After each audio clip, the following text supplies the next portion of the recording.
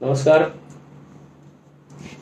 आज लाईव्ह येण्यामागचं एक वेगळं कारण आहे. कारण मागच्या एक 8-10 दिवसापूर्वी मी एक तक्रारी अर्ज दिला होता. त्या तक्रारी अर्जामध्ये पुणे महानगरपालिकेच्या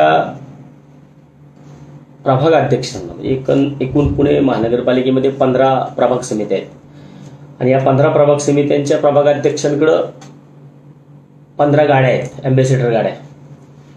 आणि आजच्या परिस्थितीमध्ये ह्या सर्व प्रभाग समिती अध्यक्षांच्या मुदती संपलेल्या आहेत.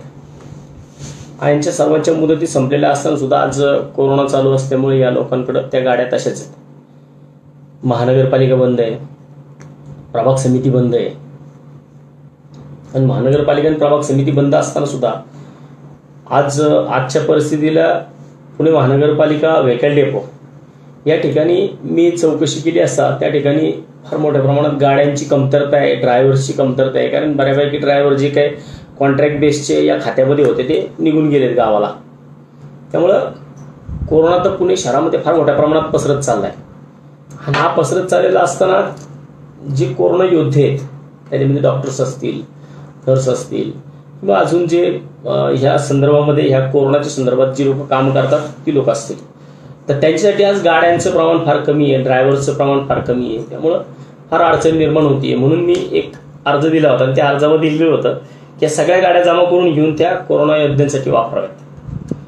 या दरम्यान प्रमुख जो विषय माझा होता या गाडीचा, की जी गाडी MH12AH 8229 ही गाडी जी कोंढवा येवलेवाडी प्रभाग समिती या प्रभाग समितीच्या अध्यक्षा विद्यमान नगरसेविका प्रभाग क्रमांक 38 मनीषाताई कदम यांच्याकडं ही गाडी आहे.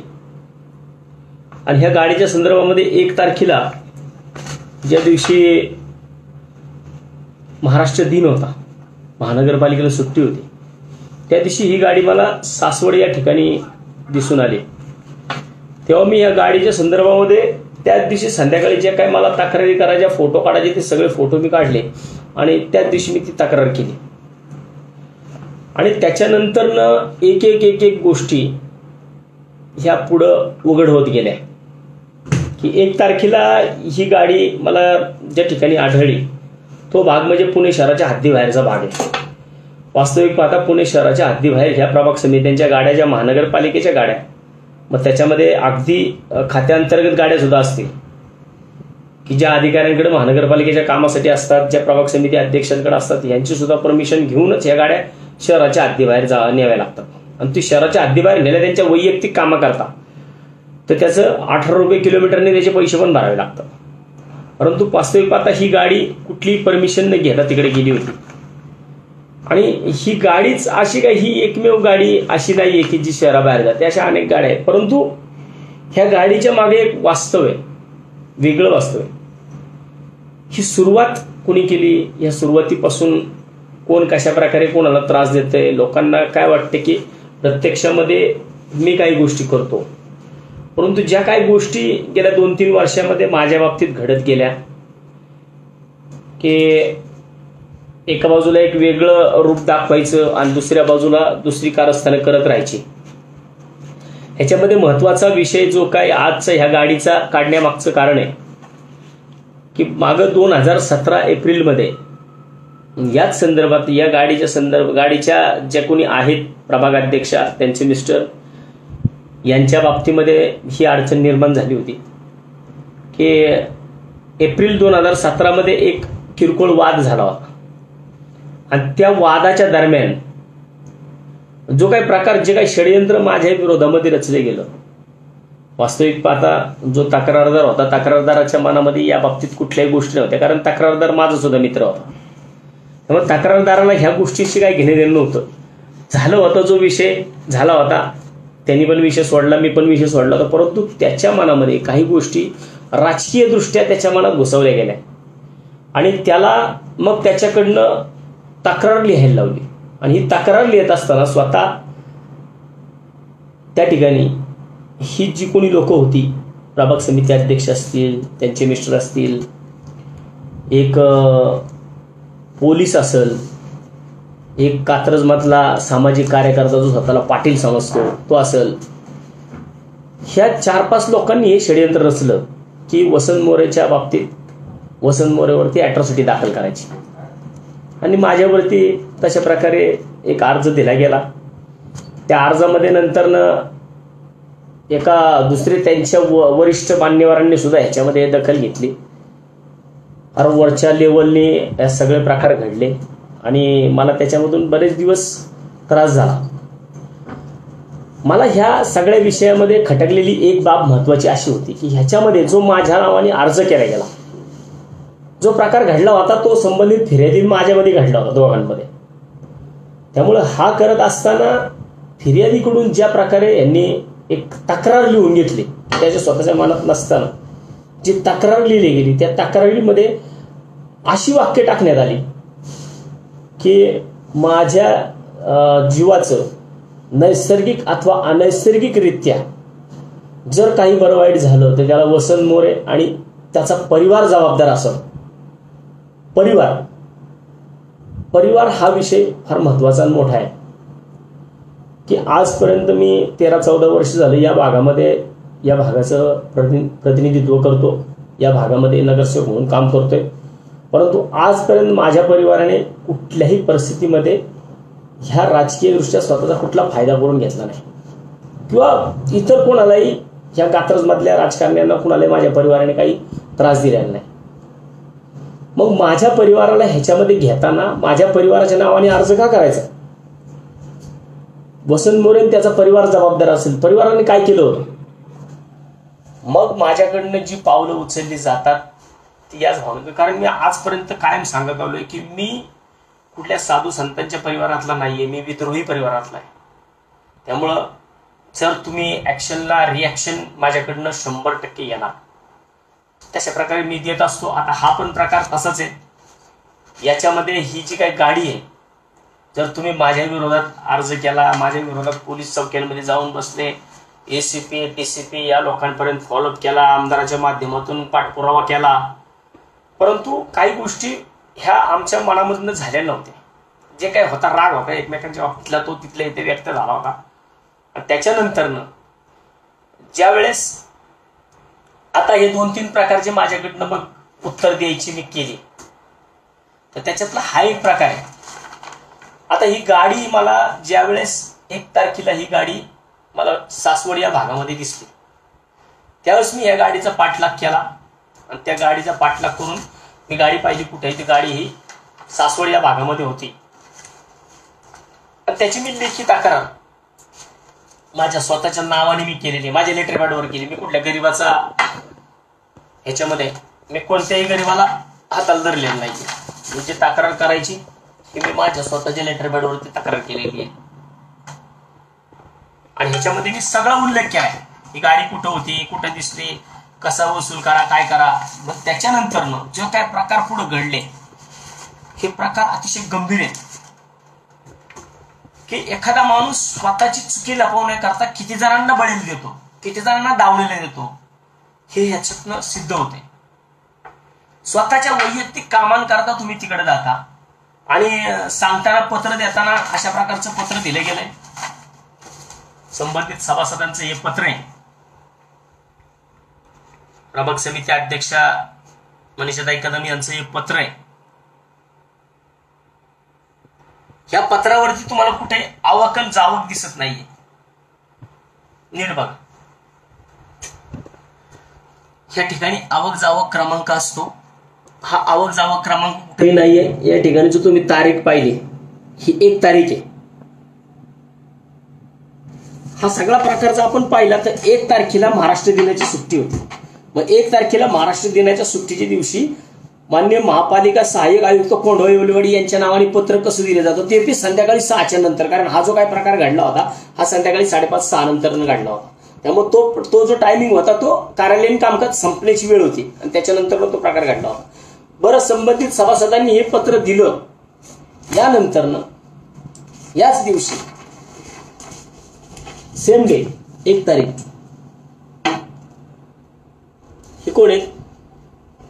मान्य रवींद्र घोरपडे साहेब. हे सहाय्यक आयुक्त कोंढवा येवलेवाडी क्षेत्रीय कार्यालयाचे हे सहाय्यक आयुक्त आहे.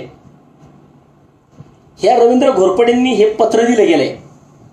त्याच्यामध्ये असं म्हटलंय घोरपडे साहेबांनी की सौ मनीषाताई राजाभाऊ कदम प्रभाग समिती अध्यक्ष कोंढवा येवलेवाडी यांना लॉकडाऊनच्या काळात गरजू लोकांना अन्नधान्य वितरण करण्यासाठी पुणे महानगरपालिकेची गाडी नंबर MH12 8229 सासवड येथे आज दिनांक 1 मे 2020 रोजी नेण्यासाठी मागणी केल्यावरून त्यांना गरजू लोकांना अन्नधान्य वितरण करण्यासाठी सासवड येथे गाडी नेण्यास हरकत नाही. पुणे मनपाचे यापोटी लागणारे जे शुल्क असेल ते भरण्यास मान्य अध्यक्ष तयार आहे. म्हणजे ह्याच घोरपडे साहेबांनी इतकी तत्परता दाखवली की त्यांच्या हे बिचाराच्या लक्षात पण आलं नाही की आज 1 मे महाराष्ट्र दिन आहे. आज 1 मे महाराष्ट्र दिनाच्या दिवशी कशी आपण परमिशन देऊ शकतो, जो की त्यांचा अधिकार नाहीये. प्रभाग समिती अध्यक्षांना सहाय्यक आयुक्त परमिशन देऊ शकत नाही, कारण ह्या ज्या काही प्रभाग समितीच्या गाड्या आहेत ह्या मान्य आयुक्त साहेबांच्या नावाच्या आहेत आणि ह्या गाड्यांची परवानगी घेण्याचा परवानगी देण्याचा अधिकार हा फक्त आयुक्त साहेबांना आहे. त्यामुळं आयुक्तांच्या आदेशाला डायरेक्ट डायव्हर्शन करून घोरपडे साहेबांनी हे पत्र मान्य प्रभाग समिती अध्यक्षांच्या नावाने दिलं. याच्यावरती सुद्धा घोरपडे साहेबांनी एक चुकी केली की कुठेही आवक जावक क्रमांक टाकला नाही, कारण ह्यांचं दुर्दैव इथं आडवं आलं.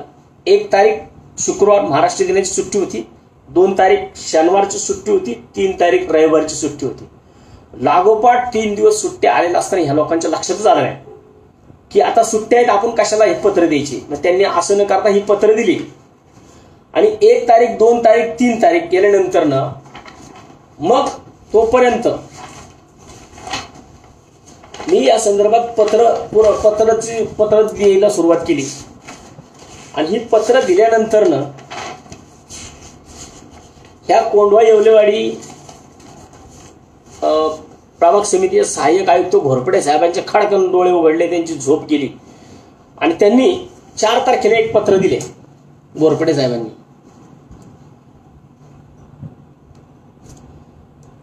म्हणजे सोमवारी, शुक्रवार, शनिवार, रविवार 3 दिवस गेले. त्याच्यानंतर घोरपडे साहेबांनी सोमवारी हा मेल केलाय. हा मेल आयडी जो काय आहे हा त्यांच्या स्वतःचा मेल आयडी आहे. हा घोरपडे साहेबांचा मेल आयडी आहे स्वतः.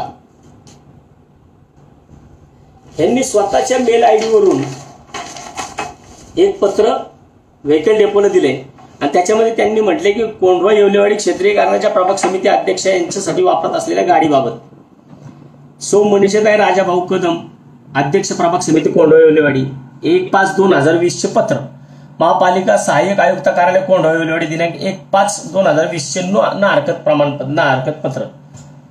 हे पत्र ग्राह्यच होऊ शकत नाही, कारण ह्याच्यावरती कुठला इनवर्ड आउटवर्ड नंबरच साहेबांनी टाकून घेतला, जे की संध्याकाळी 6 नंतर दिलं होतं.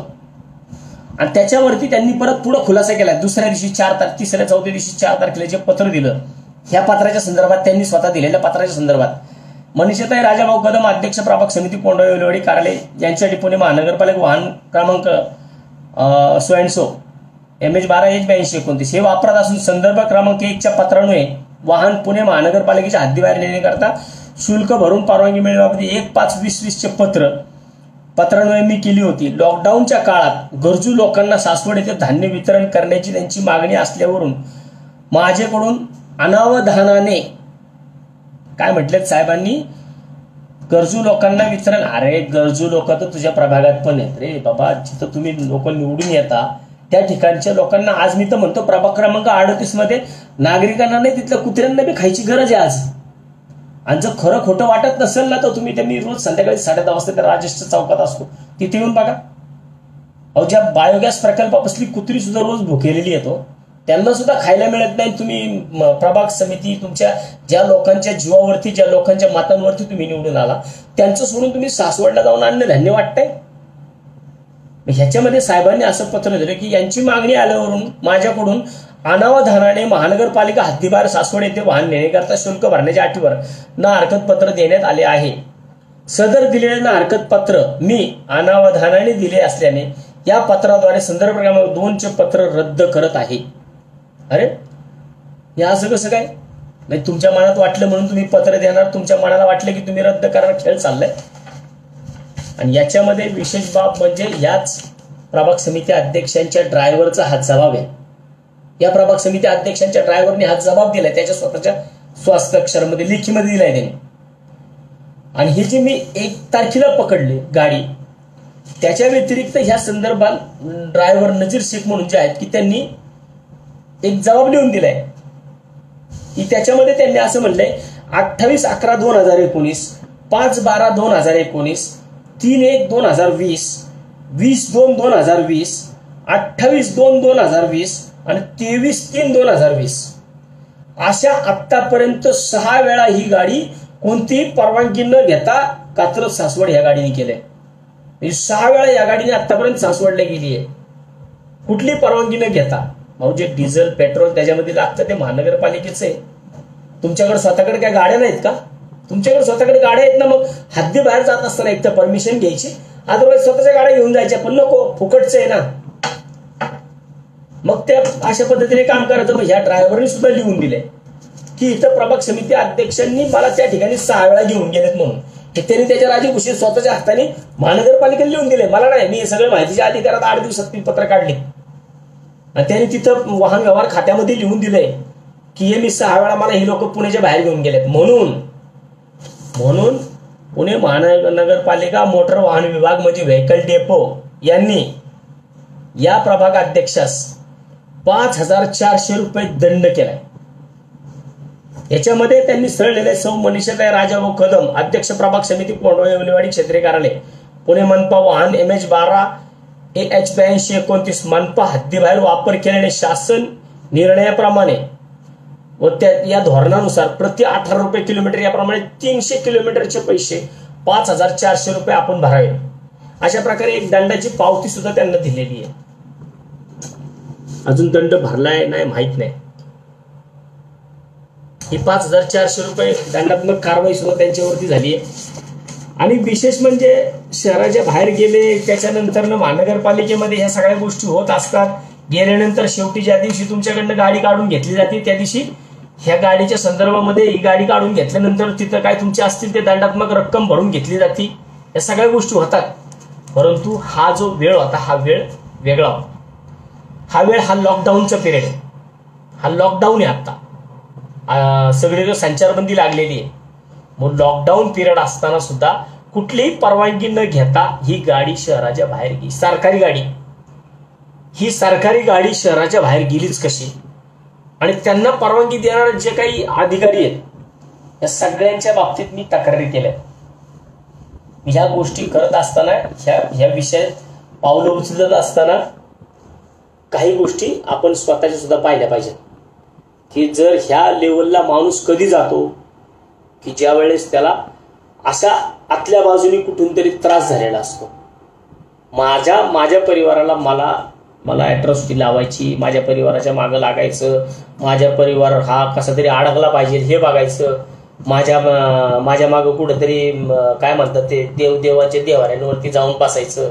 या सगळ्या गोष्टी कशा करता करायच्या? जर माझं म्हणणं एक साधं सिंपल आहे, तुम्हाला जर नागरिकांनी इकडे सोन्याची संधी दिली आहे, निवडून दिलंय, मग त्या संधीचं सोनं करा ना, माती का करताय? आणि ह्या सगळ्या गोष्टी भेटून बसून त्याला पुरावे तुम्ही दोघं आहात. योगेश खैरे पुरावा आहे. सगळे आपण समोरासमोर बसून सगळ्या एकमेकांच्या बाबतीतल्या सगळ्या ज्या काही आडकाट्या होत्या सगळ्या मिटवल्या होत्या. मग त्याच्यानंतर परत ह्या कुरघोड्या का?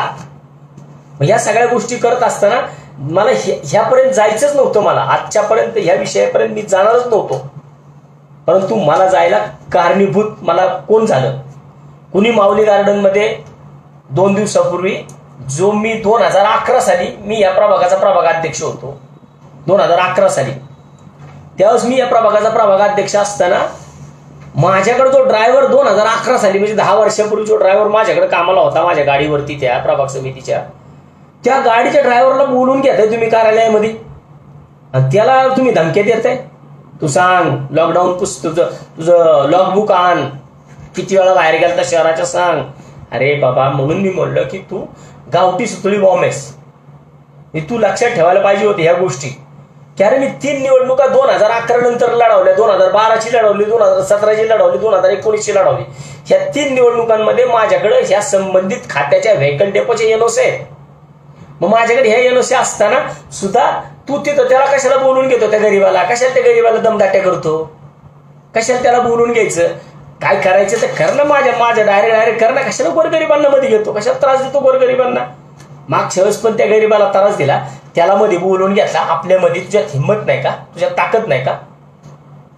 उगाच कुणाच्या तरी खांद्यावर बंदुकी ठेवायच्या. स्वतःचे खांदे किती कमजोर आहेत ते चेक कर. आज फक्त ही एक सुरुवात केली आहे मी.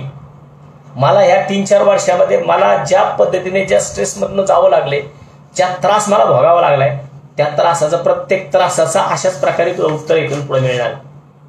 आता जर ह्याच्यामध्ये इथून पुढं मी तुला त्या दिवशी, ज्या दिवशी आपण बसलो होतो 4 जण 3.5-4 तास, त्या दिवशी पण मी सांगितलं होतं की सल्लागार बदल. सल्लागार तुला मातीत घालणार आहे. जोपर्यंत हे सल्लागार तुझ्या पाठीशी आहेत ना, तोपर्यंत तुझं काय होऊ शकत नाही.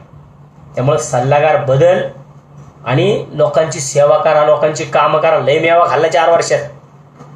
त्यामुळे आता त्या गोष्टी बंद करा आणि लोकांची सेवा करा, लोकांची कामं करा. आणि जर लोकांची कामं करणार नाही ना, अशा प्रकारचे उद्योग करताल, हा तर प्रकार एक चालता आलेला प्रकार आहे माझ्याकडे, चालता बोलता आलेला प्रकार. म्हणजे तू विचार कर, माझ्या मनामध्ये 20 वर्ष जे प्रेम होतं ना, ते प्रेम आता कोणच्या टोकाला गेले. मी काय असं काही पुढे भांडणं मारामाऱ्या करत बसणारा माणूस नाही. मला म्हणतात ना की मी कागदी घोडा आहे, मी नाचायला लावणार. जेवढा त्रास मला झालाय तेवढा मी त्रास देणार आणि अशा प्रकारे कागदामधनच देणार. माझ्यावरती ज्या ज्या गोष्टी करण्याचा प्रयत्न केला, सामान्य जनतेचे, सगळ्या गोरगरिबांचे माझ्या पाठीशी आशीर्वाद आहे. म्हणून तू प्रत्येक उचललेलं पाऊल, तुझ्या त्या प्रत्येक उचललेला तुझा तो पावलं तुझ्याच गाड्यात पडली. त्यामुळे आता कुणाला धमक्या देऊ नको, कुणाला दादागिरी करू नको, कुणाला बोलवून घेऊ नको. माझं लक्ष आहे, माझं पूर्ण लक्ष आहे या सगळ्या विषयांवर. तर तशा प्रकारे परत जर काही गोष्टी होत राहतील तर अजून माझ्याकडे भरपूर कागदोपत्री विषय एवढे असे साठवून ठेवलेले आहेत.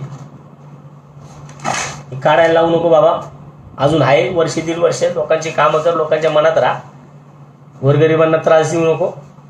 माझी एवढीच म्हणणे आहे की आजच्या ही पुढची जी प्रोसेस आहे, ही प्रोसेस चालू झालेली आहे आणि या प्रोसेसमध्ये मला ज्या तक्रारी जिथं करायच्या तिथं मी या सगळ्या तक्रारी केल्या. त्याच्यामध्ये मी विशेषतः जो अर्ज तयार केलाय, त्या अर्जामध्ये मी अनेक बाबींचा खुलासा केलेला आहे की हे पत्र कसं तयार झालं, ह्याच्यामध्ये कोणत्या कोणत्या पद्धतीने यांच्यावरती गुन्हे दाखल व्हायला पाहिजेत, की सहाय्यक आयुक्तांना कोणताही अधिकार नसताना सहाय्यक आयुक्तांनी परवानगी दिली कशी, अधिकाऱ्यांना तुम्ही कशी त्यांची दिशाभूल केली बोगस पत्र देऊन, त्याच्यानंतर परत तुम्ही कशा प्रकारे ह्याच्यामध्ये स्वतःच्या अधिकाराचा गैरवापर केला, सुट्टीच्या दिवशी बोगस पत्र तयार करून देणे, नंतर अनावधानाने दिले म्हणून पत्र माघारी घेणे, अशा स्वरूपाचे गुन्हे केल्यामुळे दोघांवरील पुणे महानगरपालिकेचा, मी एक विश्वस्त आहे पुणे महानगरपालिकेचा, आणि माझ्या संस्थेच्या बाबतीत ह्या लोकांनी फसवणूक केली आहे. संस्थेला या प्रकारे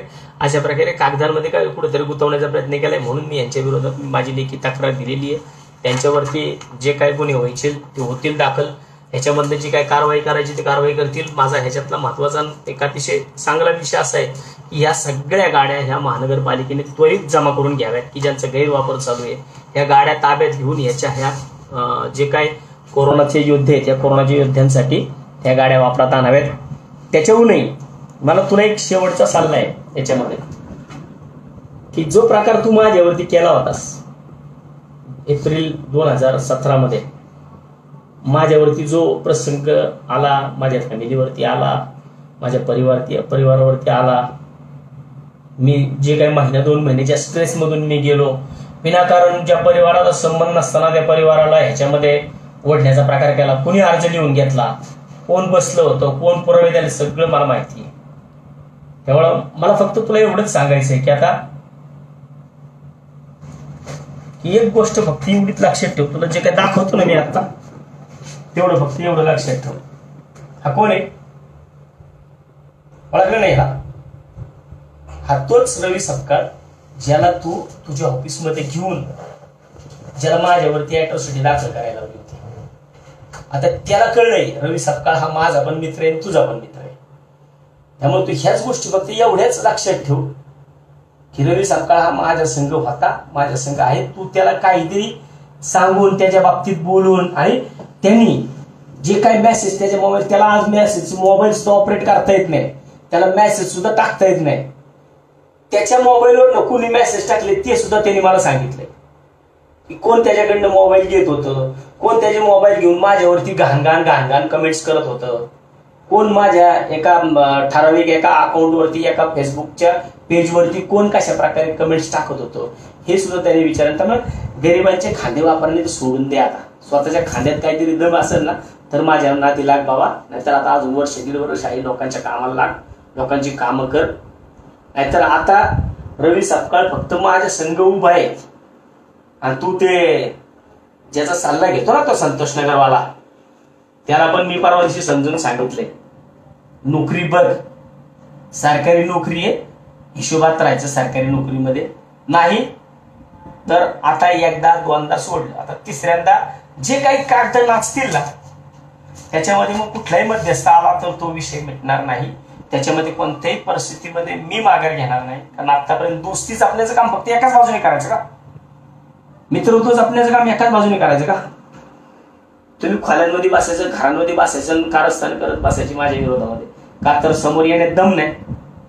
वर्ष दीड वर्ष राहिले बाबांनो, कामं करा, मला पण कामं करायची. माझ्या पुढे नवीन प्रभाग आहे, आज त्याला माहिती आहे त्याच्यावरती जी वेळ आली होती त्यावेळेस त्याच्या वेळेत कोण त्याच्या उपयोगी पडला. आणि आज सुद्धा मी त्याला आज इथं बोलावण्याचं माझं कारण एवढंच आहे की ह्या विषयाला तू वेगळा रंग देऊ नकोस. जो प्रकार मला हा करायचा नव्हता, तुझे काय तक्रार दाखल केली नाही, तक्रार मला दाखल करायची नव्हती, पण तू जो प्रकार परवा दिवशी माऊली गार्डन मध्ये त्या माझ्या 10 वर्षापूर्वीच्या ड्रायव्हरला बोलवून केला ना, तू माझा मित्र आहे बघ, असं करल तसं करल, तेव्हा आता बाबा लक्षात ठेव, रवी माझ्या बाजूला आहे, रवी माझ्याकडे, आणि रवीची सगळी जबाबदारी मी घेतलेली आहे. आता रवी रात्र दिवस म्हणलं तर फोन केला की माझ्या संग येऊन उभा राहतो. कारण रवीला आता खरं काय खोटं काय ते कळलंय सगळं. त्यामुळे आता ह्या गोष्टी तू लक्षात घे. जे समोर वाढून ठेवले ना त्याच्यातनं बाहेर निघायचा प्रयत्न कर. नाही तर नवीन एखादा विषय बरं मला लगोलग जरी टाकायला लागला तर मला काय लॉकडाऊनचे विषय मी काय बघत बसणार नाही. मी दान चालू करेन, कारण माझी दुसऱ्या बाजूला जी काय जनतेची सेवा करायची ती माझी चालूच आहे, ते मी करतोय. तेव्हा बाबा या लक्षात ठेव, गोरगरिबांना त्रास देण्याचा, गोरगरिबांचा वापर करण्याचा दिवस संपले. ज्याचं त्याला कळायला लागले आता कोण कसा आहे कोण कसा आहे. वसंत मोरे दिसायला वरतून जरी कसाही असला तर आत्मधनं कसा आहे हे लोकांना जवळ आल्यानंतर ना त्यांना कळतं की खरं मदत करणारा कोण आहे आणि खरं गळ्यात हात घालून गळा दाबणारा कोण आहे. तेव्हा एवढ्या गोष्टी सगळ्यांनी लक्षात ठेवायत. हा आजचा विषय जो होता की माझा वैयक्तिक विषय होता, वैयक्तिक विषयातनं मी हा लॉकडाऊनचा गुन्हा दाखल केलेला आहे. आणि त्या लॉकडाऊनच्या गुन्ह्यामध्ये जशा प्रकारे आता पोलिसांना जी काही कारवाई करायची असेल, महानगरपालिका आयुक्तांना जी काही कारवाई असेल ती करतील. परंतु परत जर माझ्या आणि माझ्या फॅमिलीच्या विरोधामध्ये जर अशा प्रकारच्या कुरघोड्या करण्याचा कोणी प्रयत्न केला तर त्याला अशाच पद्धतीने उत्तर दिलं जाईल. जे की 3-4 वर्ष खूप सहन केलं. 3-4 वर्ष प्रत्येक विषयात आपण म्हणलं नवीन प्रभागात आहे, आपल्याला कामं करायचे, नको यांच्या नादी लागायला, हे काय हे अशीच आहेत, ही सुधारणारी नाही आहेत, म्हणून मी शांत होतो. परंतु आता वर्ष राहिले त्यामुळे आता मला या सगळ्या गोष्टी वापर करावा लागेल. ज्या लोकांना त्रास होतो, जी लोक माझ्यापाशी येऊन बोलतात त्याला विचारायचं कोणत्याही परिस्थितीमध्ये तुला मी कधी तुझ्याकडे आलो बाबा. स्वतःहून रवीने या सगळ्या गोष्टी माझ्या कानावरती घातल्यात. कोण कोण होतो ऑफिसमध्ये, कुणी कुणी बसून अर्ज लिहून घेतला, समोर कोण कोण बसलेलं होतं, कोण कोण पोलीस चौकीमध्ये गेलं, सगळ्या गोष्टी सांगितलेल्या आहेत. त्यामुळं आता मी जे काय पाऊल उचललंय हे मला माझ्या स्वतःची सिक्युरिटी आणि माझ्या परिवाराची सिक्युरिटी बघणं माझं पण कर्तव्य आहे. कारण जो परिवार राजकारणामध्ये फक्त 15 दिवस असतो निवडणूक चालू असताना, त्याच्यानंतर परिवारातला कुठलाही माणूस माझ्या राजकारणाशी संबंधित नसतो. तो येत नाही, राजकारणामध्ये काय कुठले गैरफायदे घेत पण नाही. त्यामुळं मला माझ्या परिवाराच्या संरक्षणासाठी आजचे हे पाऊल उचलणं गरजेचं होतं, जे मी उचलले. एवढंच या ठिकाणी सांगतो. स्वतः आणि स्वतःच्या परिवाराला सुद्धा राजकारणामध्ये ह्या गोष्टींमध्ये इन्व्हॉल्व करून घेऊ नको. अशा गोरगरीब मित्रांचे वापर करणं सोडून दे. असंच करता करता आज 3-4 वर्षाच्या कालावधीनंतर मागं वळून बघितलं तर आपल्याला कळत असं ना आपल्या मागं किती राहिले आणि कोण राहिले. ह्या गोष्टींची थोडी गोळाबेरीज करा आणि त्याच्यानंतर मग समोरचा कोण आहे तो बघून आपण त्याच्या विरोधात कशी पावलं उचलायची तर उचलावी. तुला तुझं सत्ता, तुला पैसा, लखलाभ तुला लाभो, मला त्याच्याशी काही घेणं देणं नाही. पण माझ्या विरोधात जर कुरघोड्या झाल्या तर मी खुलके वापर पेपरचा करणार. आणि त्याच्यामध्ये अजून एवढं शिल्लक आहे मॅट, मग हे शिल्लक वापर थोडा उशिराने करतो. मग आता जरी करायला लागला ती माझी तयारी. एवढंच. धन्यवाद.